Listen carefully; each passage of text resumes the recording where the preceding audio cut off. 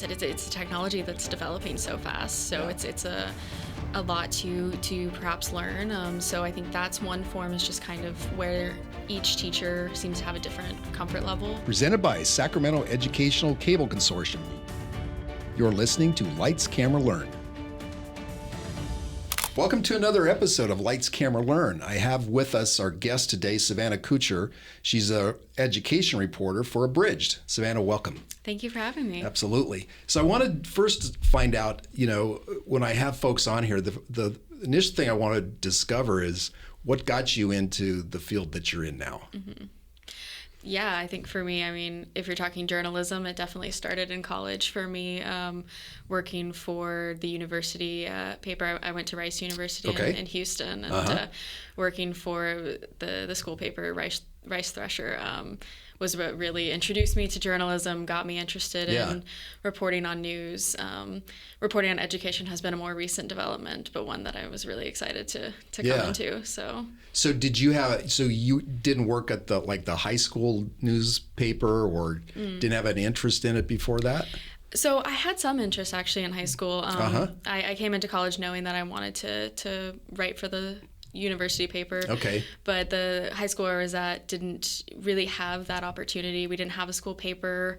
There was a broadcast class, but I kind of wasn't able to take that. And so my media education was limited. And so now being a reporter and getting to see what students today are getting access to is amazing. It's pretty amazing. I would talk about that a little bit later in terms of what you've discovered. So how do you feel your time at Rice prepared you for what you're doing now? I think it definitely prepared me in a number of ways. One of the benefits I had working for the school paper there was, I worked for the news section, which is incredibly broad. And so I got to write about a range of topics, all related to from campus life to kind of administration developments. And I think that kind of prepared me to be flexible, nimble, go from one story to the next, and to mostly just be curious. Yeah. So that's definitely something that stuck with me. The curiosity part is the one thing I think that other folks that I know in journalism, and having gone through some of that program myself and working with those folks, I think is a really critical element of being a good journalist, right? Oh, definitely. I think, I think coming in with background information and, experience on a topic happens all the time and is good, but I think keeping an open mind and kind of being open to not having any preconceived notions is very important. So you graduated from Rice, and then what was the next step for you after that? Yeah, so after Rice, I did, I think just because I was missing that formal media education, I wanted to go to journalism grad school, so I ended up at American University in DC. It was. I thought I wanted to do political reporting, which I did for a few years, and that was a really interesting time. And the other reason I ended up at American was the opportunity there they had fellowship opportunities, and I got to report for USA Today through grad school. So that was the next step for me. All right. So what was that experience like working at USA Today? Because you're working at a national newspaper then. Yeah, I was reporting on, I got the chance to, when I was a fellow, I got to report for both politics and the investigative team. So that was honestly just, I got to meet and work with so many different reporters across the country. I can imagine. With so much experience. It was great. Yeah. That was a wonderful opportunity. And then I was there for a couple years after that, working and reporting on national politics, and specifically mostly Congress and campaigns. And it was an interesting time. Can you share some of the stories that stood out for you? Oh, yeah. I think, I covered a lot on the 2024 campaign. Okay. I think anything where I got to talk to real people, which was a big priority for USA Today, was reaching for me, it was real voters, what issues they cared about. And so, stories on healthcare to education, things like that. Yeah. Those are some of the stories that I remember really valuing the chance to work on. Were there any that, at that particular time especially, that stood out for you in terms of being really difficult? Not a difficult story, but difficult to get what you needed to tell the story. Mm-hmm. And how did you overcome that, if there was such a thing? Yeah, I think, one of just the logistical challenges being located in DC, but wanting to reach and tell the stories of people coast to coast was just, Sure. I couldn't just walk out the door and find them. Yeah. So one of the stories, I wanted to and did report on stories of rural mothers in rural areas and their how Medicaid has helped them in giving birth postpartum. Yeah. And so that story, really centered around real people. And I think overcoming that was just having already formed some connections with various folks across the country, because I did get the chance to travel, which was great. As well as, social media does have its values for those times. Yeah. Sure. So when you're talking with folks like that, obviously you're starting to get into some very personal areas. How do you develop trust pretty quickly to get what you need, especially which is to meet a deadline? Yeah, that's a real, because, on the one hand, you have an editor who's asking, when is this coming? Because that's a very real pressure, and you want to be able to tell the story and make deadline. Yeah. But at the end of the day, I think, these are real people with, as you said, sensitive and often emotional stories. So I think just kind of keeping that a priority is something, and that's something that's true today in the work I'm doing now as it was then, is just keeping the real person first. So then what got you interested in covering the education topic, and then what brought you here to Sacramento and working at Abridged? Yeah, that it was a shift, but a very welcome one. Like I said, when I was reporting on politics, the stories I enjoyed the most were issue-based, and usually the question was, what do you care about this election, or what's on your mind? And education was a often given answer. Yeah. So I think that, and I wanted the chance to explore some issues in education more, and I also really missed local education. I'm interesting. Okay. Yeah, I'm from Houston originally, like I mentioned, Rice and that, and I had the chance to do some local reporting there, and there's just something about being part of a community, being part of the community that you're reporting on, that's so valuable. And I really, I saw the opportunity with Abridged, and what the team at Abridged and the mission there is just really resonated with me, and I wanted to be a part of that. So can you describe what that mission is? Because I think it's a relatively new entity, right? It's less than a month, or about a month maybe? About a month. I think it's maybe a little more than that? Like 43 days. Okay. I think I only know that because somebody said in the newsroom the other day, we're in the 40s. Right. Okay. So describe what that is. New. Yeah. Yeah. So it, new, like you said, launched on 9/16 Day. And we are a news service out of PBS KVIE. So we're a digital online news, so not print. There's not a physical copy, but I'm still writing. We have we have a newsletter every weekday morning delivering hyper-local news. So we're covering, the 4 counties in the region, and specifically the goal is to just help people live their lives in this region.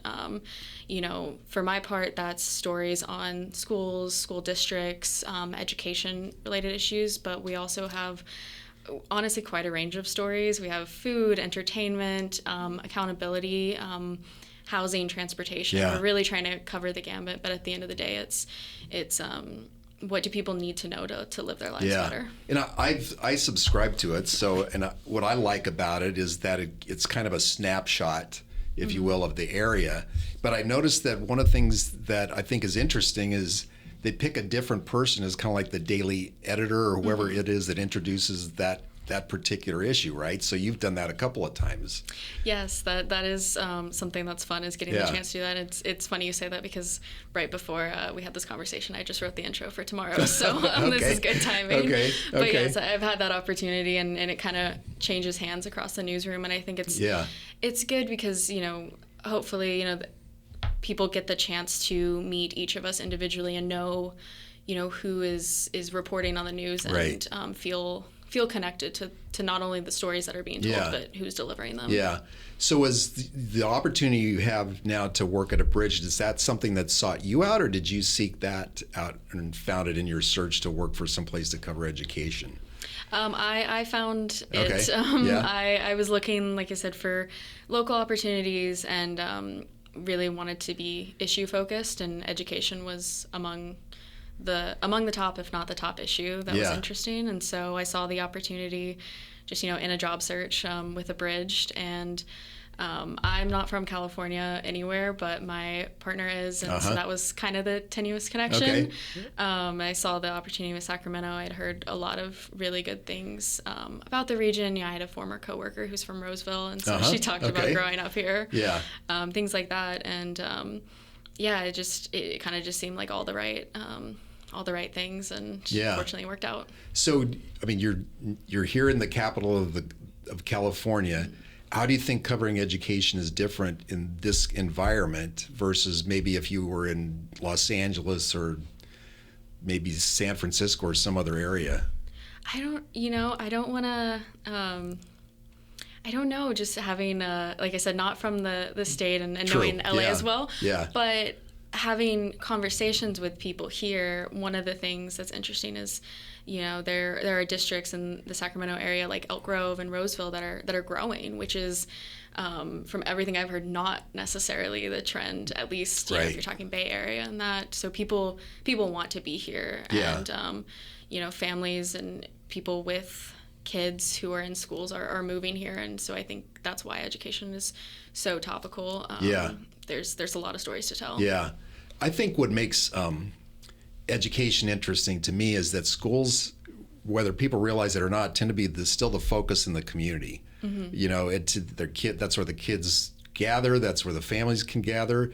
Is that your take on it too? And how does that influence maybe the way or inform the way you cover education?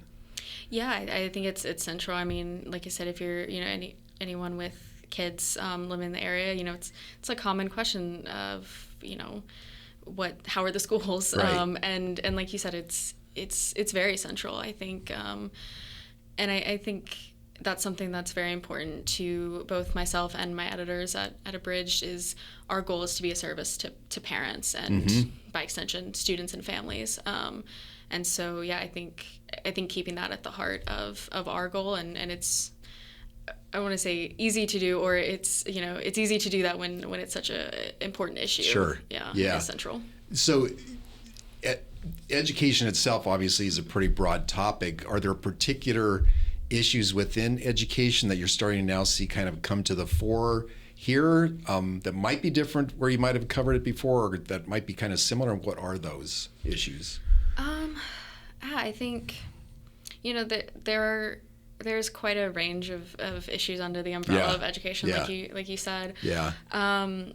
Something that probably is not necessarily unique to this area is of course budget is always a question. That's something that I've already kind of had experience digging into. But I think there's every district, even just within this region, has uniqueness, and like I said, I think it's interesting going back to, like I said, Elk Grove, Roseville, the growth there versus a district like maybe Sacramento City has different demographics going on, things like that.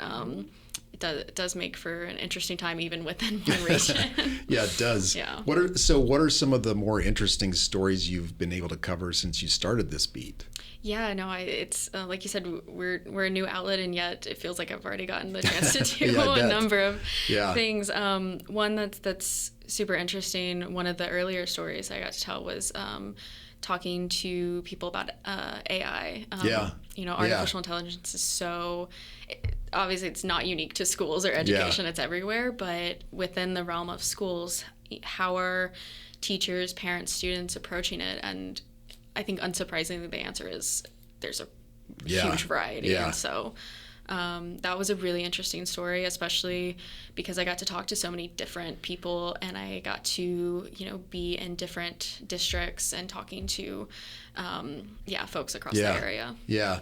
So when it comes to that, then are there districts that are maybe advancing AI and incorporating it more so than others, or is it fairly even, or how is it looking at this point? It is. There is a range, and there are some, like you said, that are further ahead, or at least who have chosen to embrace it more. So, for instance, San Juan Unified has, kind of really taken the lead in using the technology and giving students access to AI, but specifically a program that is meant for students. It has guardrails. After talking to them, they were very intentional about that. But wanting to give students access to, a tool that doesn't seem to be going anywhere. Right. And then there are other districts where maybe there's a broad district policy, but it's kind of each school or even each classroom has a little bit more of their own discretion. Yeah. What I'm sure as you've been covering that topic, you've seen where the resistance is. Is that with teachers that might see it as like an interference in the process, or where you've seen resistance? What constitutes that? Yeah, I think, one kind of form of, if not resistance, is hesitation, because some teachers maybe just it's a comfort level. Right. I like you said, it's a technology that's developing so fast, so it's a lot to perhaps learn. So I think that's one form, is just kind of where each teacher seems to have a different comfort level with the technology, and that can kind of translate into how they use or don't use it in the classroom. I think I think, like you were saying, there's a question of, is AI ultimately helpful, or is it potentially a shortcut? And the answer, at least that was told to me, was yes to both. Right. And so it's a balancing act for sure. When you've written about that topic, have you been able to talk to students and parents to get kind of their take on how they're using it or how they see it, and what would that be? Yeah, I did get the chance to talk to some students. And I talked to a few students who were all from the same district, from Sacramento City Unified, but they were each at 3 different high schools, and so kind of comparing their experience was interesting. Yeah, I bet. And it was a range. And then talking to their parents about how they feel like the level of communication was from the district was also interesting. So how did the students differ?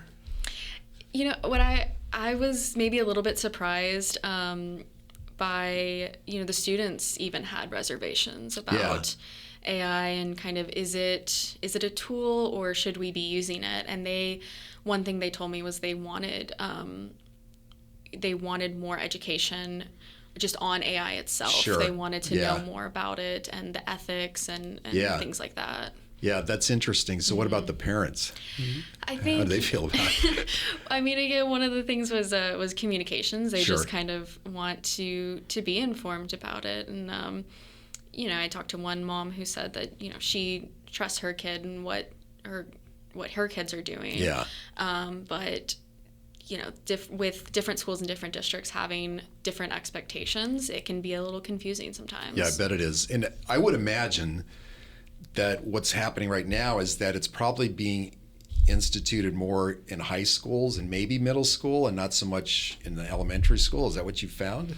I would say it seems that way. I think I talk to high schoolers. I talk to parents of high schoolers. I think that is where, understandably, it's coming up more, you know? But, in San Juan, where they've given students access to these tools, it was, I want to say, hopefully I don't misspeak, but I think it was as young as 2nd grade. They do have access to this. And again, it's monitored by teachers. It has guardrails, so it's not just a free-for-all, but they're starting this instruction as young as elementary. Yeah, I could see that. So, it's a big topic, and we could probably talk a lot about AI for a while. So budgeting is probably the next biggest one, I would imagine, right? That has been has led the way for, at least so far, Sacramento City Unified has been the big one there.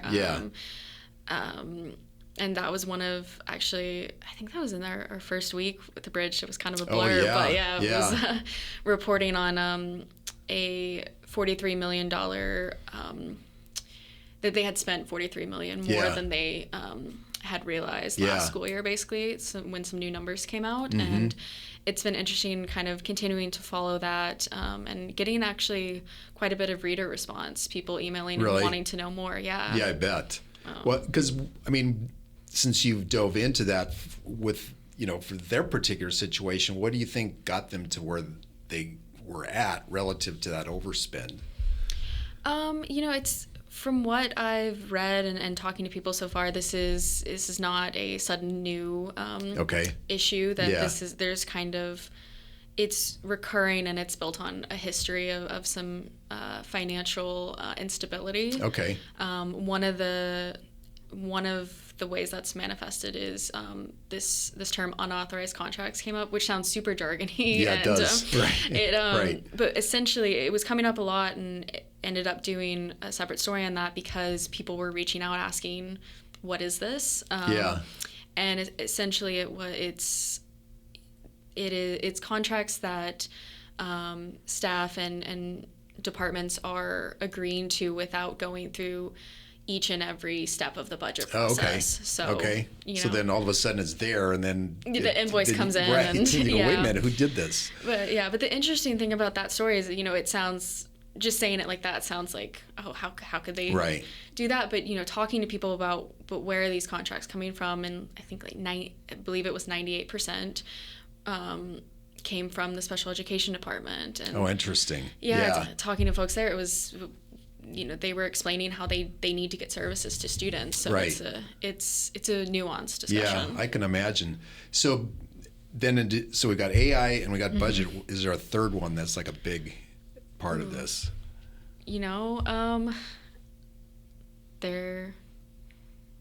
Sorry, my brain has gone blank. That's okay. I definitely have reported on other things. I think anything like student population or classroom ratio, or is it okay to talk about something like a colleague has done? Yeah, that's fine. Yep. Well, yeah. So actually, it's interesting because this isn't my stories, but we have a contributor, Philip Reese, who has done some really interesting work on. He had a story out with Abridged this week on teacher demographics. And how that's starting to kind of match students more. Yeah. Or at least it's trending that way. Yeah. As well as a really, really interesting story on homelessness among students. The number of unhoused students. Yeah. So I think what's cool is I get to do quite a bit of really interesting education coverage, but it's we have, like I said, just stories coming from different contributors at Abridged and trying to really cover the issues in all their depth. Yep. On the homeless student, wasn't it something like 19,000 students are homeless, and that varies from couch surfing to sleeping out of their car, right? So it's like the gamut. It's pretty sad.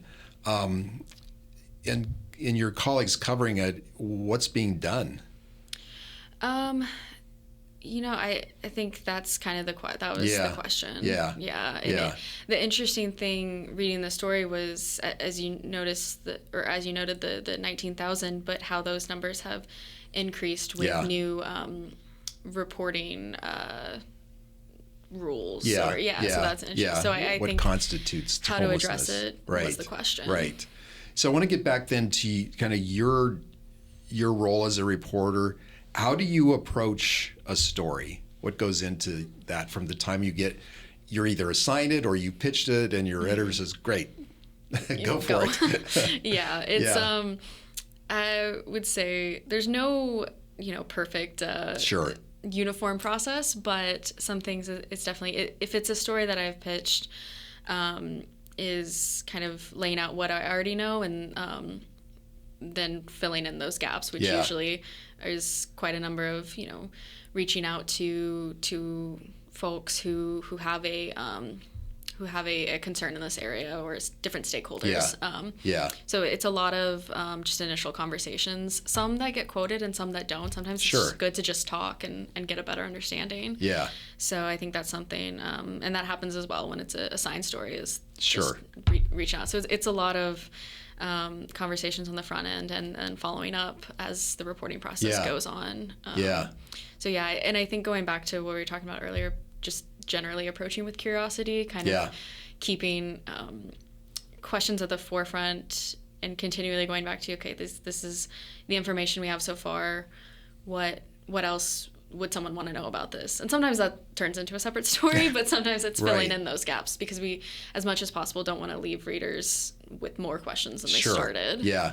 So you just mentioned something I wanted to ask about then as a follow-up, is that when you're doing a story and all of a sudden it pivots, how do you pivot with it? I mean, sometimes you've probably got an idea of how you think the story's going to go, but then when it changes, how do you handle that? Yeah, I think part of it is just not coming in with too set notions. Yeah, you have to have a focus. You can't come in too broadly, but being ready to pivot is important, like you say. I think it's just trying to stay nimble, and sometimes I've had it before where it's, I have to basically turn a story on its head, where it's what I thought people were saying originally. I have more information, and it kind of better fills the picture. Can you talk more about what that story was? I think one of the stories, it was a shorter story, but Sacramento City Unified had a survey about the start of the school year next year, and I came into that. They are proposing setting the start date earlier permanently, like they've been doing. Okay, yeah. And I wasn't really sure what the response was going to be from parents. Sure. So I think, and I talked to a couple at this initially who were like, "Oh, this is great," and there were those views. But then having more conversations, there were concerns from others, and I wanted to capture that full range, because there's a lot of parents in the district, and so there isn't going to be one response. So I think that was just approaching that very open-minded, like, I'm just curious to see what people say. Yeah. So what do you think makes a good education story? I can speak for both Abridged and generally, I really appreciate the way that Abridged does it. Is, like I said, that we want to be a service for parents. I think that's what makes it good. Yeah.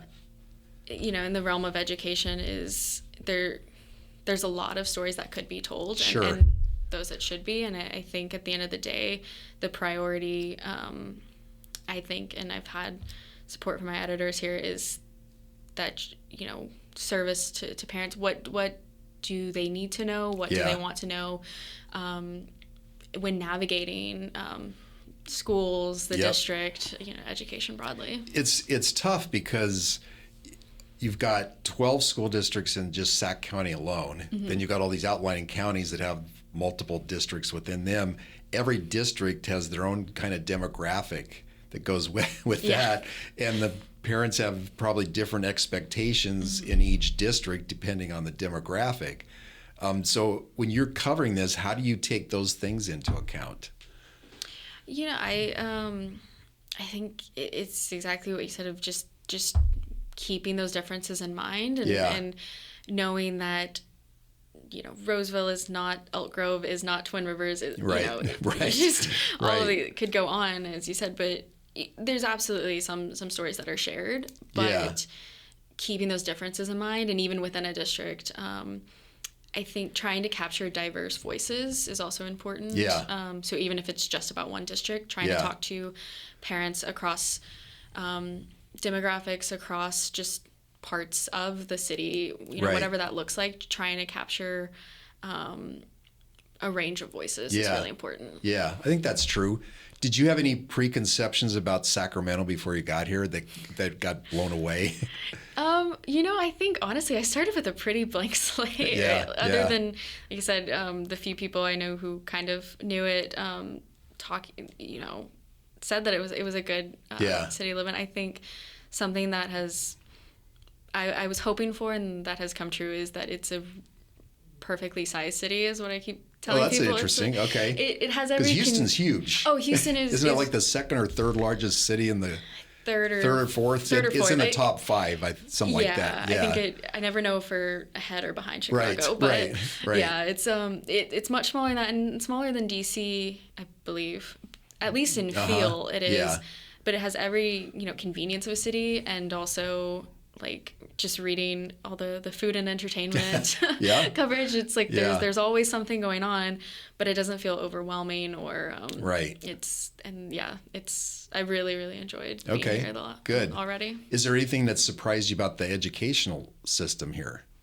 I think one of the adjustments is just kind of learning the jurisdictions in terms of, you have the districts, but then the counties, but then, kind of figuring out those layers has been a learning process. But it's, I think just from meeting people across the region, whether that's people with the district or teachers, have been really kind and helpful in helping kind of get those bearings. That, because I've been in the role of executive director here at SACC only since February, but I'm really pleased, kind of to your point about how open and everybody is within the educational environment here. All the way from the PIOs to the teachers to the principals to the superintendents. It's a very welcoming community for the most part. For sure. Yeah. So, that's not 100%, but you wouldn't be 100% no matter where you were at. That's not That would true be anywhere. really unusual. Yeah. That would be really unusual. Is there a particular story that you've done that really stands out for you? Besides the AI story. And the unauthorized contract. Those are kind of among those that are interesting. I think. Sorry, that's okay. Yeah. Well, I think I'd be remiss to not mention working on a story about media education. Okay. It was. Thank you. That was another one that was really great to talk to teachers, students, talk to yourself. Just getting that range of voices. And I think that one was interesting because, at least from the people I talked to, sometimes some stories, there naturally seems to form like two sides, or at least multiple sides. And this, it seemed more like, there wasn't really an antagonistic relationship. It was just more of the situation we found ourselves in. Right. And you would know better even, but Right. And just so that folks know, where we're at in terms of an organization, we're funded by access fees that are collected through cable subscription franchise fees. And those numbers are going down because cable subscribers are going down. So we discovered that decline is happening a lot faster than we originally anticipated. And you were able to talk to the teachers and students and parents who were going to be impacted by the possibility that we may not be around at some point. What was it? Did you find any common element in that?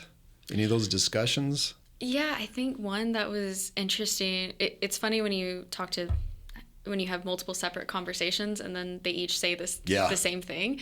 And one of those things was this emphasis of media education, not only teaching students hard skills like how to use a camera or how to be a reporter, which are valuable, but they were also talking about these kind of just more life skills or personality, teaching them how to just, even if they don't stay in media, how to be more confident, public speaking, things like that. Yeah. That, and the other thing that I've discovered too, working with these teachers and seeing the work the kids do, there's the whole collaboration part of it too, that you don't, look, everybody in school gets separated into groups and has to do certain things, but it's different, I think, when you're working on a media project where you've got to define the roles and you actually get to see the end result fairly quickly once you put together some kind of video.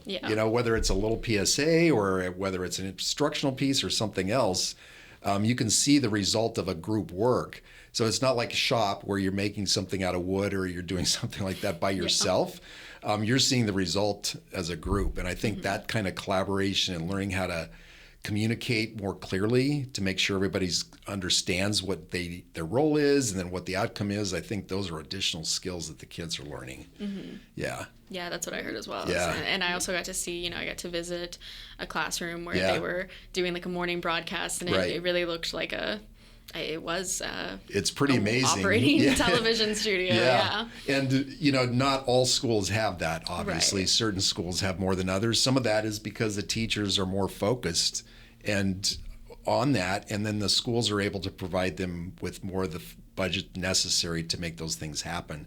But even with the schools that aren't, I've seen those teachers still try to make the best of what they have and give those kids that opportunity. And I can't recall, Savannah, if you were able to talk to any teachers that had like less of that but still were able to provide that with their kids. I mean, I talked to a couple different teachers of different, as you said, like different amounts of like infrastructure, and one that was kind of in the process of moving from like one space to another. And so but even across whatever the classroom looked like, the teachers, just they shared this wanting to just help students learn in those ways, those respects. Yeah. No, I think that's great. So in your mind, what constitutes a really good education story?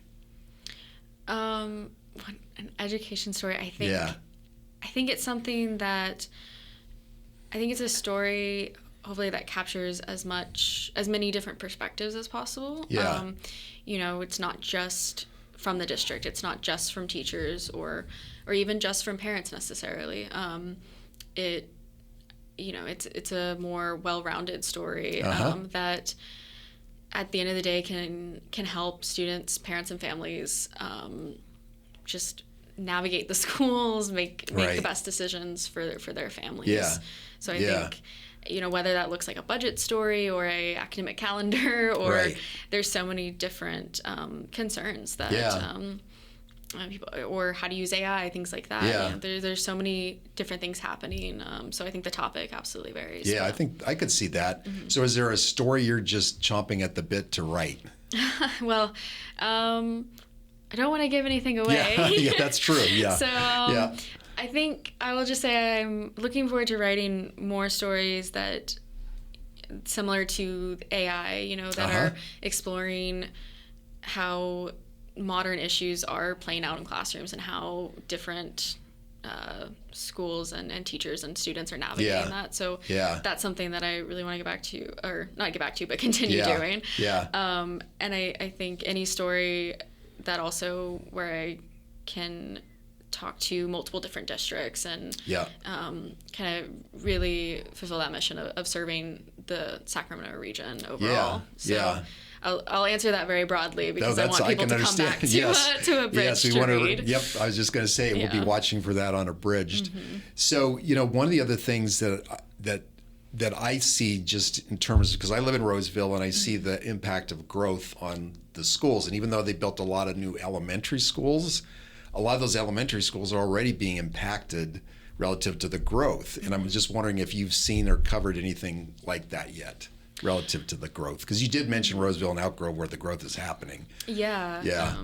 I've had conversations with some people in Roseville about how it's the growth is almost outpacing the infrastructure, at least seeming to, and I think from what I've heard, at the end of the day, it's of course, it takes time and money to build, and the question of future, how long will it continue to grow? And it seems steady now from what I've been told, but you don't build a building for 1 or 10-year demographics. You do it for a while. So I think, I think the growth of these areas is something that definitely would expect to see maybe some future coverage on. So far, though, have you seen a difference between the way that Roseville, say, is approaching it versus Elk Grove, or is it pretty similar because growth is growth? I don't know on that one if I can have the reporting to share. That's on okay. That. But I was just curious because even though they're in the same metropolitan area, there's a distinct difference between Elk Grove and Roseville. The part of the joke when we first moved in this area in 2016 was that it's like the people from the south end of all the people that moved here from the Bay Area, it's like the people from Silicon Valley just went straight over to Elk Grove, and the people from San Francisco went straight to Roseville. Oh, interesting. I hadn't heard that one yet. It's only because if you look at the way the freeways are, they kind of all lead to either direction. It's a natural flow. Kind of a natural flow. I don't know if that's really necessarily the case or not, but that's what some people felt was what happened. Okay. Yeah. I don't know, if I quite have the... And I could be totally mistaken. I don't know. It's just kind of the way it was characterized when we first moved here. That's funny. Yeah. No, I can't... I don't have anything to confirm or deny. That's all right. Yeah. So, the last question I have is, for any students that are out there that are looking at journalism as a career, what kind of advice would you give them? I think it's so interesting being in the position of giving advice. I feel like it was...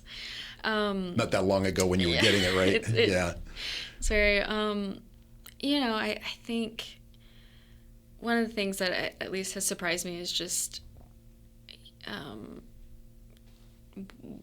being open to different opportunities. I never would have thought that I would be here doing this, but I'm extremely grateful for it. Yeah. So I think, especially at a time when, there's so much talk and even coverage of how the media landscape is changing and, what does journalism look like today? Right. There's some core principles for sure, but the medium may change. And so just being flexible and just kind of open to exploring, whether that's writing or broadcast or podcasts or even, social media as an outlet, things like that. So I think that flexibility has been really crucial, especially as things are rapidly changing. Yeah, I think that's true. Then that actually leads me to one last question is, journalism is tough, and it can be highly stressful because you've got deadlines, you've got lots of people pushing and pulling on you. How do you recharge and keep yourself in balance? Yeah, I think boundaries and outside of those times that you talk about, because I do love that, those deadlines and that rush and then outside, I'd say hobbies that don't involve a screen. Anything like so that's I think a big that makes one. sense. And I think that that whole idea of the deadline driven and putting yourself out there, it attracts a certain personality. Not everybody can do this kind of work, right? It's I think you kind of have to feed off the adrenaline a little bit of doing that.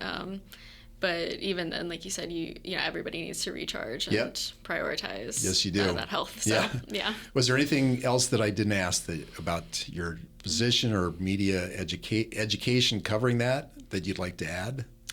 No, not that I can think of, other than just plugging again that I think, to plug Abridged again, and not just because I work there and I want everybody, but because genuinely I can speak as somebody who moved to the area. I don't think there's a better job that could have introduced me to the region than a local news outlet that is